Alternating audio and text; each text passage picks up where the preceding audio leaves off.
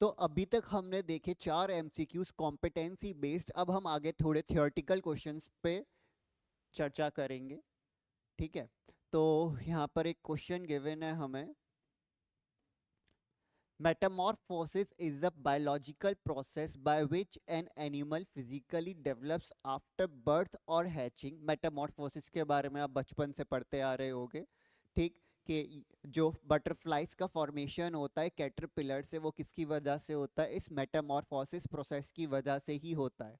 ठीक है, तो एनिमल्स जो होते हैं वो अपने आप को डेवलप कर लेते हैं धीरे धीरे। ह्यूमंस के अंदर ये नहीं होता देखा जाए तो, ठीक। पर जो फ्रॉग्स हो गए और बटरफ्लाईज हो गए, इनके अंदर ये मेटामॉर्फोसिस का प्रोसेस होता है, जिसमें बॉडी का स्ट्रक्चर पूरा ही क्या चेंज हो जाता है? एनिमल का चेंज हो जाता है। तो बर्थ और hatching involving a conspicuous and relatively abrupt change in the animal's body structure through cell growth and differentiation. कैसे? सेल की ग्रोथ की वजह से, या सेल डिफरेंशिएशन कर दे। सेल डिफरेंशिएशन का मतलब कि एक स्पेसिफिक फंक्शन उसको मिल जाए अगर सेल को, तो उसे डिफरेंशिएशन बोल देते हैं। तो इंसेक्ट्स में, फिश में, एम्फीबियंस में, मॉलस्कस में, क्रस्टेशियंस में, और भी अदर कुछ एनिमल्स होते हैं जिनके अंदर ये मेटामॉर्फोसिस का प्रोसेस होता है। ठीक, तो which is often accompanied by a change of nutrition source और बिहेवियर। तो इसकी वजह से न्यूट्रिशनल सोर्सेज में चेंजेस आ सकते हैं, या फिर किस में चेंजेस आ सकते हैं? उनके बिहेवियर में भी चेंजेस आ सकते हैं। ठीक है, the diagram below shows such Metamorphosis in butterflies. तो जो डायग्राम है वो हमें बता रहा है किसका? बटरफ्लाइज के अंदर जो मेटामॉर्फोसिस होता है वो कैसे होता है। तो उसके बारे में देख लेते हैं।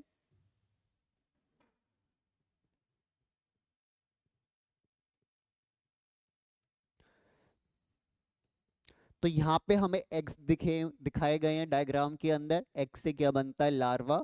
फिर क्राइसीलिया एक इसकी स्टेज है बटरफ्लाई के अंदर, और फिर एडल्ट बटरफ्लाई का क्या हो जाता है? फॉर्मेशन हो जाता है। तो इससे रिलेटेड अब कुछ क्वेश्चंस पूछे जाएंगे हमसे इस केस स्टडी के अंदर।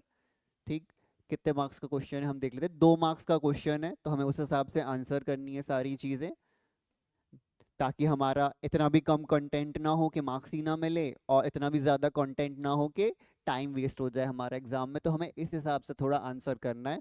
What are the chemicals that control such development changes in the butterfly's body structure? तो कौन से केमिकल्स की वजह से ये पॉसिबल है कि बटरफ्लाई इस तरीके से डेवलप हो रही है?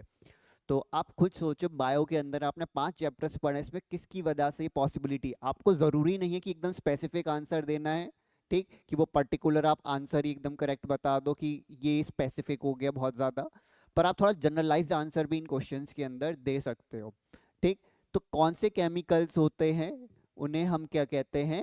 हॉर्मोन्स कहते हैं। तो हॉर्मोन्स की वजह से ये सारे जो प्रोसेसेस होते हैं वो कौन गवर्न करता है? ये हॉर्मोन्स कंट्रोल करते हैं। नेम वन डेवलपमेंट और change other than external changes in the body structure in human females. तो ध्यान से पढ़ना इन टाइप के क्वेश्चंस को। ह्यूमन फीमेल्स से रिलेटेड क्वेश्चन पूछा है। एक्सटर्नल चेंजेस के अलावा और कोई चेंज बताओ जो ह्यूमन फीमेल के अंदर होता है, किसकी वजह से?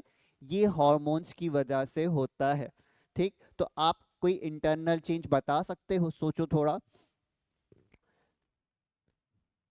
मेंस्ट्रुअल साइकिल, फीमेल के अंदर जो मेंस्ट्रुअल साइकिल होती है, मेंस्ट्रुएशन होता है, वो इंटरनल चेंज हो गया और हार्मोनल चेंजेस की वजह से होता है। या फिर ओवम का रिलीज होना, ओव्यूलेशन जो होता है, वो भी हार्मोनल चेंजेस की वजह से होता है, जो कि प्यूबर्टी पे चालू हो जाते हैं। और भी आपको एग्जाम्पल दे सकते हो, बट 1-2 एग्जाम्पल देना, उससे ज़्यादा नहीं, क्योंकि ये 3 क्वेश्चंस 2 नंबर के हैं, तो एक आध क्वेश्चन होगा हाफ हाफ का और फिर 1 नंबर का question. What is the most likely genetic difference between the larva and adult stage in the life cycle of butterfly shown above? तो क्वेश्चन में पूछा है कि जो लार्वा है, ठीक, और क्या है? लार्वा और बटरफ्लाई जो कि एडल्ट बटरफ्लाई है, इन दोनों में कोई चेंजेस हैं क्या? तो लार्वा और इसमें आपको चेंजेस तो दिख रहे होंगे। आप कहोगे इसमें विंग्स हैं, इसके पास विंग्स नहीं है, इसके बहुत सारे पैर दिख रहे हैं आपको, इसके उतने पैर नहीं दिख रहे होंगे। ठीक, ये उड़ सकती है, ये उड़ नहीं सकता larva.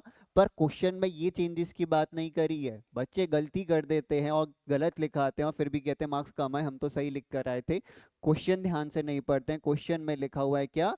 Genetic difference. Genetic difference का मतलब डीएनए लेवल पर डिफरेंस की बात की जा रही है। तो एज सच डीएनए लेवल पर कोई डिफरेंस नहीं होता, तो there will be no difference at genetic level. हाँ, फिजिकल लेवल पर डिफरेंसेस हो सकते हैं, पर जेनेटिक लेवल पे कोई डिफरेंस देखने को एज सच नहीं मिलेगा। तो देखते हैं हम सिक्स्थ क्वेश्चन को अब। सिक्स क्वेश्चन में क्या है? As first line of defence, stress hormones are released in humans as an equivalent, which hormone is most likely to be released as first line of defence in plants. तो humans के अंदर stress hormones produce होते हैं as a defence mechanism. ठीक, अब same चीज plants के अंदर पूछी गई है कि प्लांट्स के अंदर ऐसा क्या प्रोड्यूस होता है जो कि स्ट्रेस हार्मोन जैसा ही होता है, but in case of plants. तो कौन सी चीज है जो कि जैसे ह्यूमंस के अंदर स्ट्रेस हार्मोन हो गया, प्लांट्स के अंदर कुछ एग्जांपल इस हार्मोन का। तो आपको पता होगा, जो आप एब्सिसिक एसिड पढ़ते हो, यानी कि ABA, एब्सिसिक एसिड। ठीक, तो ये एब्सिसिक एसिड क्या होता है? एक तरीके का स्ट्रेस हार्मोन होता है, किसके अंदर? प्लांट्स के अंदर। There have been reports of plant hormones being found in animal bodies even when they are not synthesized by the animals. तो रिपोर्ट्स के हिसाब से बहुत सारे प्लांट हार्मोन्स ह्यूमन बॉडी में भी पाए जाते हैं। इवन कुछ प्लांट हार्मोन्स जो डिस्कवर हुए हैं वो प्लांट बॉडी से डिस्कवर नहीं होते, वो एक्चुअल ह्यूमंस के अंदर पाए गए थे। ठीक, फिर बाद में पता चला वो प्लांट से आते हैं वो। तो हमारी बॉडी में वो नहीं प्रेजेंट होते, या एनिमल बॉडी में वो प्रेजेंट नहीं होते, सिंथेसाइज नहीं होते बेसिकली, पर वो प्रेजेंट होते हैं एनिमल बॉडी के अंदर। उसका रीज़न क्या है? आई विल रिपीट कि जो एनिमल बॉडी है वो ये प्लांट के हॉर्मोन्स को खुद तो नहीं बनाती, पर फिर भी एनिमल बॉडी के अंदर वो हॉर्मोन्स पाए जाते हैं। तो ऐसा क्यों होता है कि एनिमल बॉडी के अंदर प्लांट के हॉर्मोन्स पाए जाते हैं? तो थोड़ा गेस कर सकते हो। बेसिकली हम फूड जो खाते हैं वो प्लांट का ही होता है, तो थोड़े बहुत हार्मोन्स प्लांट के वो हमारी बॉडी में कंडीशंस हैं उस वक्त प्रेजेंट होते हैं कुछ पर्टिकुलर बॉडी पार्ट्स में। ठीक, जैसे यूरिन में भी निकल आते हैं, स्पर्म में निकल आते हैं ह्यूमंस के कुछ हार्मोन्स, प्लांट के मतलब। ठीक, नेक्स्ट क्वेश्चन नंबर 7 की बात करें। Name one plant hormone that controls directional growth. तो कौन सा ऐसा प्लांट है जो डायरेक्शनल ग्रोथ को क्या करता है? कंट्रोल करता है। And that hormone is auxin. जो ऑक्सिन है वो कंट्रोल करते हैं किसको? प्लांट की डायरेक्शनल ग्रोथ को। आपने पढ़ा होगा फोटोट्रॉपिज्म के बारे में और जियोट्रॉपिज्म के बारे में। तो ये कौन कंट्रोल करता है? ऑक्सिन कंट्रोल करता है फोटोट्रॉपिज्म और जियोट्रॉपिज्म। फोटोट्रॉपिज्म मतलब लाइट के रिस्पेक्ट में मूवमेंट, और जियोट्रॉपिज्म का मतलब हो गया ग्रेविटी के रिस्पेक्ट में जो मूवमेंट होगा। Plant hormones are also referred to as growth regulators and can be controlled by a number of stimuli. तो प्लांट के हॉर्मोन्स को हम ग्रोथ रेगुलेटर्स भी बोल देते हैं, और डिफरेंट टाइप के क्या होते हैं? स्टिमुलाई होते हैं जो इनको गवर्न करते हैं। स्टिमुलाई मतलब जो भी एक्सटर्नल चेंजेस होंगे, लाइट हो गया, ग्रेविटी हो गई, एक्सटर्नल फैक्टर जिसकी वजह से फिजियोलॉजिकल चेंजेस होंगे, उसको हम स्टिमुलाई बोल देते हैं।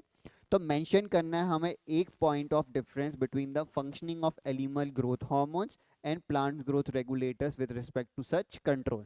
तो हमें क्या बताना कि ह्यूमन के हार्मोन्स या एनिमल के हार्मोन्स में और प्लांट के इन ग्रोथ रेगुलेटर्स या हार्मोन्स में क्या मेजर डिफरेंस होता है।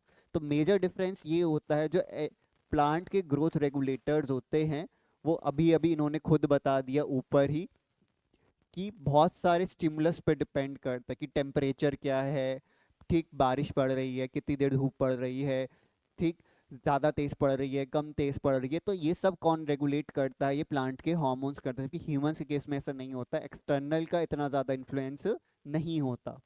ठीक, तो एक्सटर्नल स्टिमुलस जो है वो डिटरमाइन करता है मेजॉरिटी ऑफ प्लांट के ग्रोथ के हार्मोन्स कह लो या रेगुलेटर्स कह लो।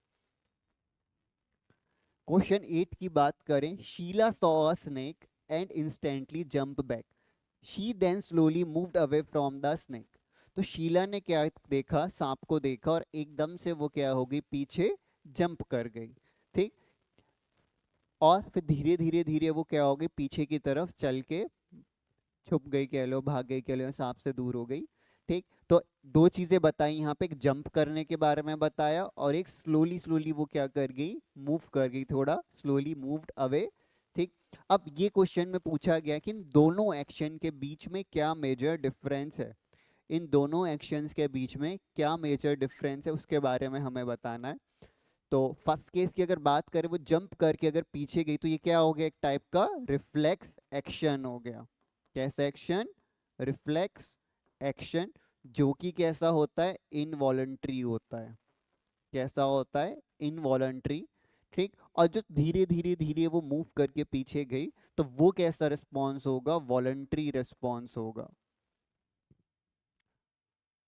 तो एक था रिफ्लेक्स एक्शन और एक क्या था, वो स्लोली स्लोली मूव जो करी, वो वॉलेंट्री एक्शन हो गया। आई होप कोई डाउट्स ना हो आपके। बस ये इतने से ही क्वेश्चंस हैं। ठीक है, तो 3 क्वेश्चन और देखते हैं हम, उसके बाद ये लेक्चर कंप्लीट, फिर हम नेक्स्ट चैप्टर पे जाएंगे, हाउ डू ऑर्गेनिज्म रिप्रोड्यूस। तो Hema bought some unripe tomatoes and left half of them in a brown paper bag and other half in a open tray. After 2 days, she noticed that the tomatoes in the paper bag had ripened. तो paper bag वाले क्या हो गए थे, पक गए थे, जबकि जो ओपन ट्रे में रखे थे वो पके नहीं थे। ठीक, तो हमें बताना है what hormone facilitated the ripening of tomatoes, why did the tomatoes in the paper bag ripen. तो कौन सा हार्मोन होता है जो टोमेटोज को राइप करने में हेल्प करता है। बेसिकली इसका डायरेक्ट आंसर आपको इस चैप्टर में नहीं मिलेगा, पर बुक में है एनसीईआरटी की, वो भी किसमें, बायोलॉजी वाले पार्ट में नहीं, जनरली आपको केमिस्ट्री वाले में साफ साफ लिखा हुआ मिल सकता है। इथाइलीन, इथाइलीन जिसे इथीन भी बोल देते हैं, यानी कि C2H4।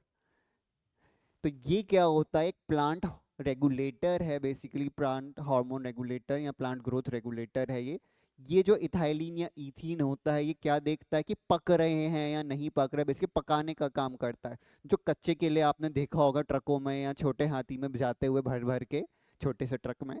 ठीक, तो वो कच्चे केले क्यों उतार लिए जाते हैं पेड़ से, वो इसलिए उतार लिए जाते हैं कि बाद में जहाँ उन्हें पहुंचा दिया जाएगा वहां पर इथाइलिन या इथीन का यूज करके क्या कर सकते हैं, वो केलों को पका देंगे जिससे वो पक जाएंगे और फिर उसका क्या किया जाएगा, उस वो फिर वो बेचने के लिए यूज कर लिए जाते हैं।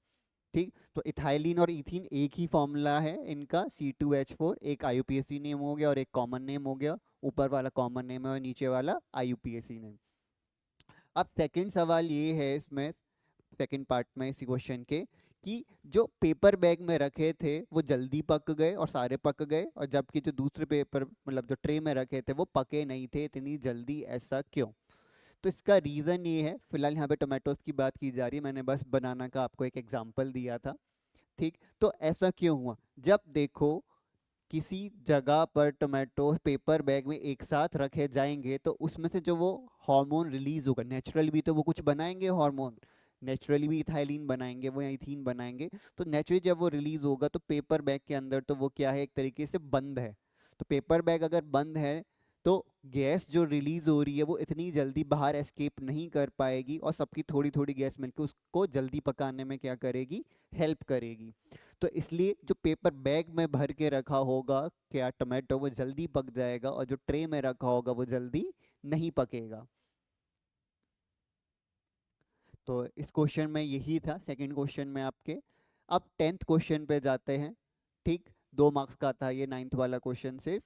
10th क्वेश्चन पे जाता है, while on a roller coaster ride Aditya noticed an increase in the heart beat and his breathing. तो किस पे था ये, रोलर कोस्टर पे जब ये था तो उसने ये देखा कि इसकी हार्ट बीट चेंज हो रही है और ब्रीदिंग भी क्या हो रही है, चेंज हो रही है। ठीक, कौन सा हार्मोन ऐसा होता है जो कि चेंजेस को गवर्न करता है, हार्ट बीट हो गया और ब्रीदिंग रेट हो गया। तो बेसिकली कभी भी आपने कोई राइड्स वगैरह ली होंगी अम्यूजमेंट पार्क में, चाहे जाइंट व्हील हो गया या टोरा टोरा या और भी जो आपके डिफरेंट रीजन्स में पाए जाते हैं झूले, ठीक। तो उस वक्त बहुत अलग ही रश सा आ रहा होता है, जैसे एड्रेनलिन रश बोल देते हैं, ठीक। तो वो एड्रीनलिन हार्मोन ही होता है, ठीक। तो एड्रीनलिन हार्मोन की वजह से क्या होता है, हार्ट बीट और ब्रीदिंग रेट क्या हो जाता है, इंक्रीज हो जाता है। इस एड्रेनलिन हार्मोन को स्ट्रेस हार्मोन या इमरजेंसी हार्मोन या फाइट और फ्लाइट हार्मोन भी कहा जाता है, ठीक। क्योंकि इसकी वजह से हमारे बॉडी में अच्छे से ऑक्सीजन की सप्लाई तेज हो जाती है। मान लो ब्रीदिंग, मान लो कुत्ता पीछे पड़ गया, ठीक, या आप कुत्ते के पीछे पड़ गए, तो दोनों के इसके अंदर आपको ज़्यादा ऑक्सीजन की ज़रूरत है, ज़्यादा एनर्जी की ज़रूरत है, तो ब्रीदिंग रेट क्या होगा, इंक्रीज किया जाएगा, ताकि अच्छे से पूरी बॉडी को मसल्स में ऑक्सीजन मिले। और आपके पीछे कुत्ता भागा है तो आप भाग जाओ और तेज, आप कुत्ते के पीछे पड़ गए तो आप उसको अच्छे से भगा दो, ठीक है। तो क्वेश्चन नंबर 11 की बात करते हैं अब हम। Plant growth regulators do not always promote growth. तो प्लांट ग्रोथ रेगुलेटर्स होते हैं वो हमेशा ग्रोथ को प्रमोट नहीं करते, ठीक। प्लांट ग्रोथ रेगुलेटर्स जो होते हैं वो हमेशा ग्रोथ को प्रमोट नहीं करते। तो इस स्टेटमेंट को जस्टिफाई करना है हमें आगे वाले क्वेश्चन, इस क्वेश्चन में। Cite one example in support of the above statement and mention the action of the same। तो इससे रिलेटेड हमें चीज़ें बतानी है कि स्टेटमेंट को हम प्रूव कर दें, और 1 मार्क्स का ही बस ये क्वेश्चन है, ज़्यादा मार्क्स का क्वेश्चन नहीं है। तो ऐसा हार्मोन, ये अभी हमने ऊपर थोड़ी देर पहले पढ़ा था, एब्सिसिक एसिड जो होता है शॉर्ट में ABA, ठीक। तो एब्सिसिक एसिड के फंक्शंस होते हैं क्या, वो सेनेसेंस लेकर आता है। सेनेसेंस का मतलब क्या हो गया कि लीव्स को क्या करना, फॉल करवा देना, डॉर्मेंसी लेकर आता है, यानी कि जो बर्ड्स हैं और सीड्स हैं उनके अंदर डॉर्मेंसी लेकर आने का फंक्शन किसका होता है, एब्सिसिक एसिड का। डॉर्मेंसी का मतलब रेस्ट फेज कह लो। तो जो रेस्ट फेज में लाने का काम होता है वो किसका होता है, एब्सिसिक एसिड का। तो resting is not a growth phase, ठीक। तो प्रोमोट करता है एब्सिसिक एसिड डॉर्मेंसी को, सेनेसेंस को भी क्या करता है, प्रमोट करता है, सेनेसेंस और फॉलिंग ऑफ लीफ,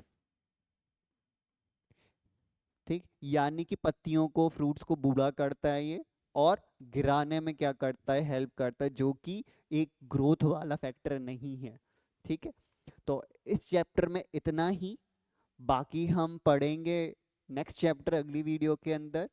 तो all the best for your preparation. Daily थोड़ा थोड़ा पढ़ते चलना, टाइम वैसे ही बहुत कम बचा है, पर डेली जो आप वीडियोस देख रहे हो उसको एक बार ज़रूर रिवाइज करते रहना साथ के साथ, क्योंकि अगर आप पहली बार उसको रिवाइज करोगे तो थोड़ा टाइम लग सकता है, पर दूसरी तीसरी बार जब उसको पढ़ोगे तो बहुत जल्दी जल्दी रिवीजन हो जाएगा। और अगर बिल्कुल नहीं पढ़ोगे तो जो अभी हाल है वही एग्ज़ाम के 1 रात पहले हाल होगा, साफ सीधी बात है। तो डेली पढ़ते रहो आप इन चीज़ों को। See you in the next lecture.